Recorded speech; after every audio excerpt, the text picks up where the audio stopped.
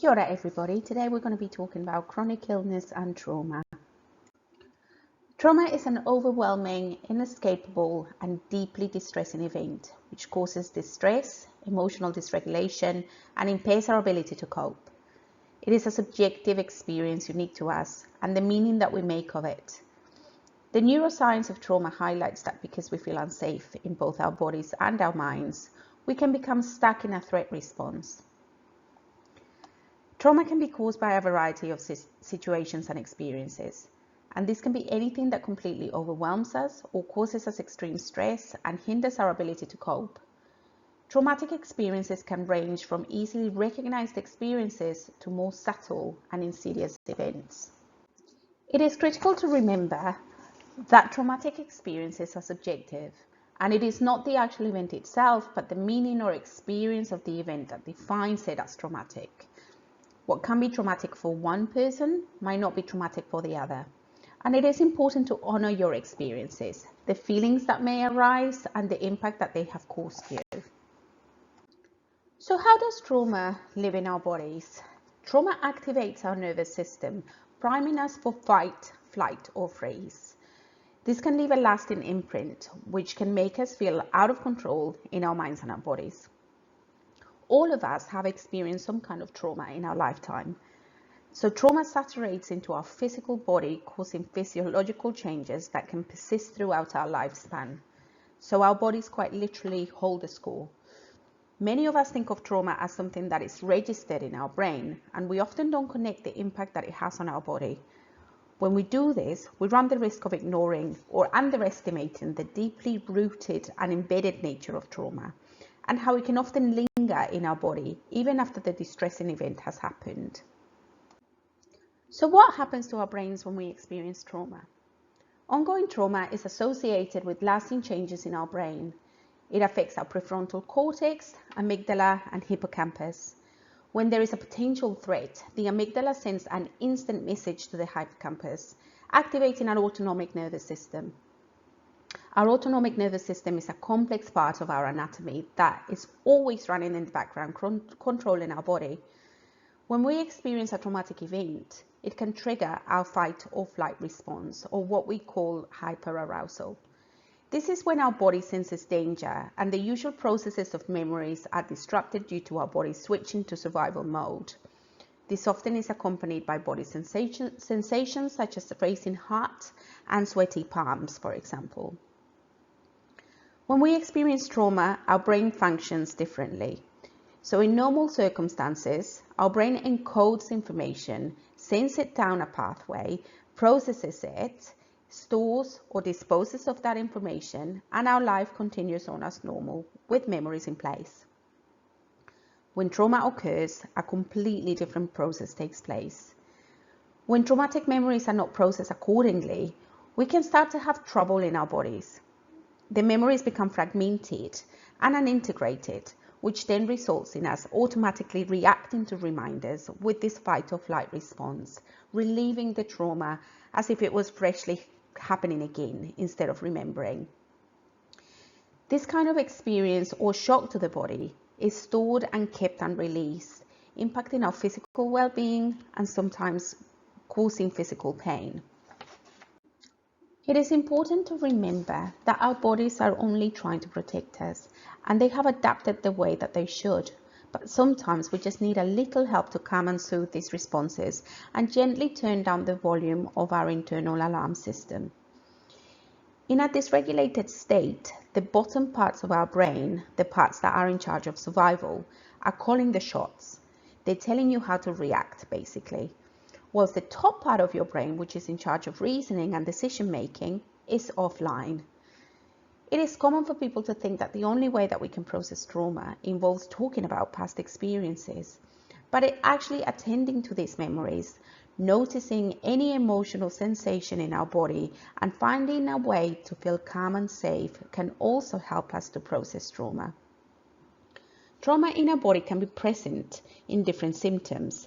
For example, muscle tension, chronic fatigue and inexplicable tiredness, long-term health problems, increased fight or flight response, frequent illness or low immune system, Changes in the function and structure in our brains, for example, increased cortisol, smaller hippocampus, and increased amygdala function.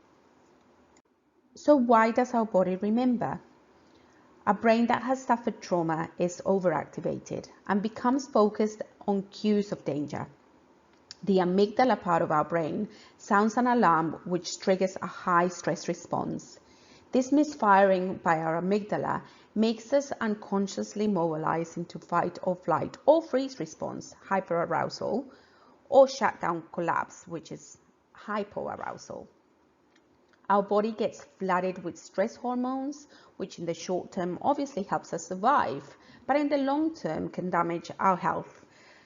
These high stress hormones get continuously released into our body, causing disruptions due to our dysregulated nervous system. Let's talk about hyperarousal and hypoarousal. Hyperarousal is a common post-traumatic stress response.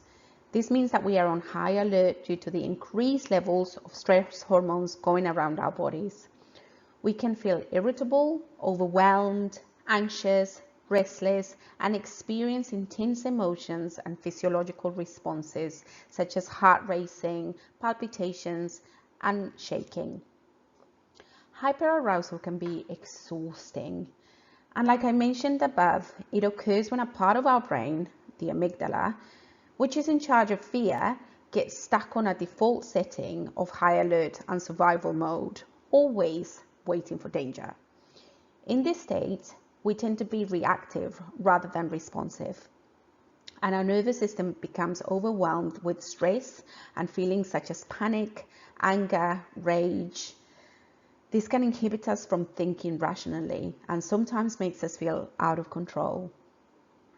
Hyperarousal can also impact the ability of our parasympathetic nervous system to come back to rest and digest, affecting our sleep, diet, and our ability to rest, which in turn, of course, can take a toll in our health and affect our management of conditions such as fibromyalgia and ME/CFS. We may rationally know that we are safe, but feel in a constant state of hypervigilance and anxiety. So what about hypoarousal?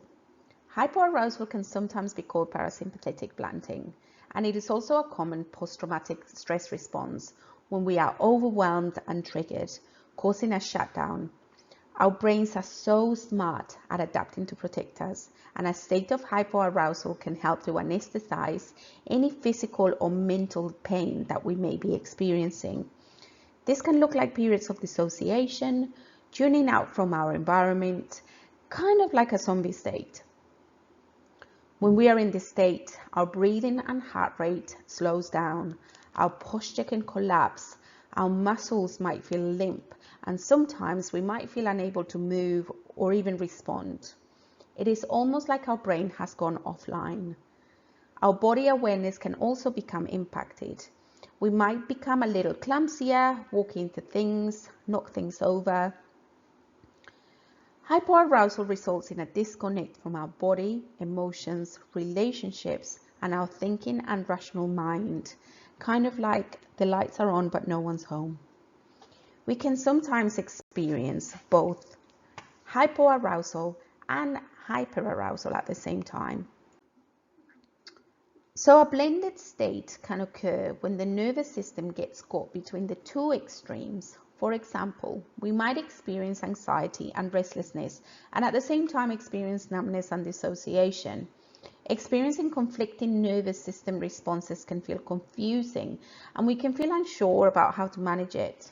It can be helpful to get to know our different system states and learning how we can move through these states using different resources to cope when they happen. We can't reshape our nervous system and improve our mental health through quick fixes and hacks. It takes consistent, intentional work, which can take time.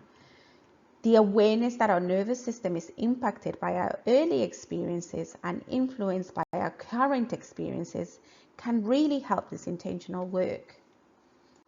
Now let's talk about our nervous system and how it works as a super scanner. Our nervous system is like a super scanner. always taking in cues from our environment of safety and danger. This is outside of any of our conscious control and what we call neuroception. Our nervous system can mistake situations as threatening, particularly if we have our own history of trauma. Our neuroception, or this super scanner, picks up information of danger and brings an autonomic response, which can be fight, flight, or shut down. Again, this is outside of our conscious control, and we cannot quick fix this. But just like if we were learning how to play an instrument, we need to practice.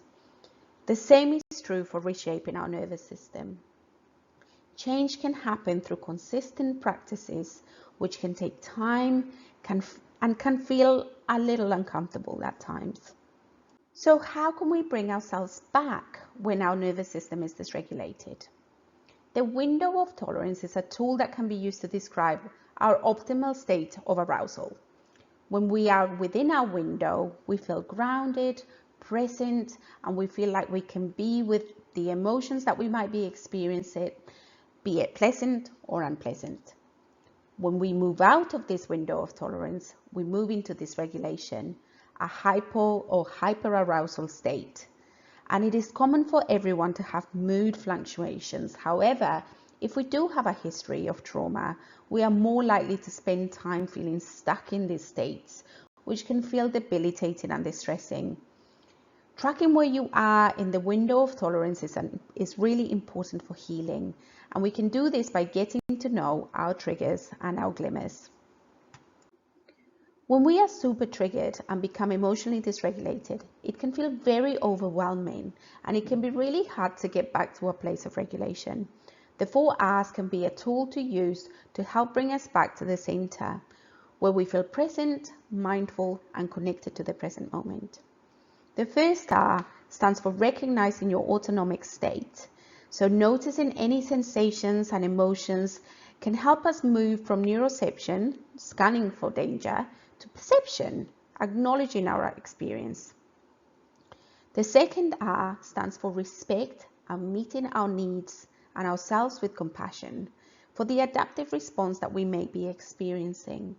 So knowing that your body is always trying to keep you safe, and it has the best intentions, even when it isn't necessary. The third R stands for regulate and co-regulate.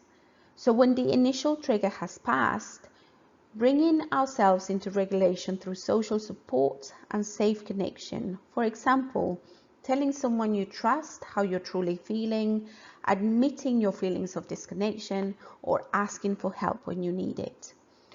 Other strategies that can help you come back to the present moment include going outside, exposing your face to cold water, or spending time with a pet. The 4R stands for restoring.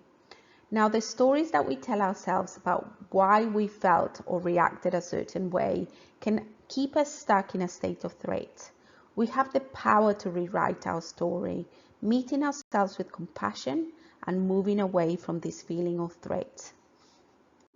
Let's talk about practices to heal our nervous system.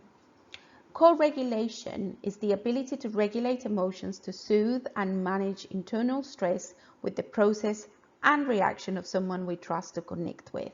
So doing this with a friend, a family member, a therapist, somebody that you trust can be really helpful. Grounding is our ability to return our attention back to the present moment. We can use our senses to help do this. Noticing what we can touch, what we can hear, what we can smell, see or taste can act as an anchor to bring us back to the present moment. We can do other things such as movement, just gentle stretching, relaxation techniques, mindfulness, massage, outdoor time, yoga, chanting or singing, doodling, visualization, or counting slowly backwards. Now let's talk about our triggers and our glimmers. Triggers often act like a spotlight to the parts of us that really need healing. A trigger can occur when we are in contact with a person, an event, a situation, thoughts or body sensations which can impact our emotional state. causing us to feel intense emotions and distress. A trigger can take us out of the present moment, and we can become dysregulated by going into a threat response. Now, even though the triggers can shine a spotlight onto the parts of ourselves that need attention, they can also allow us to build awareness of the triggers, tune into our emotions, body sensations, and allow us to attend to them, develop resources to manage these triggers, help us consider accessing support through either therapy, a trusting friend, or a family member, and attend to ourselves with compassion.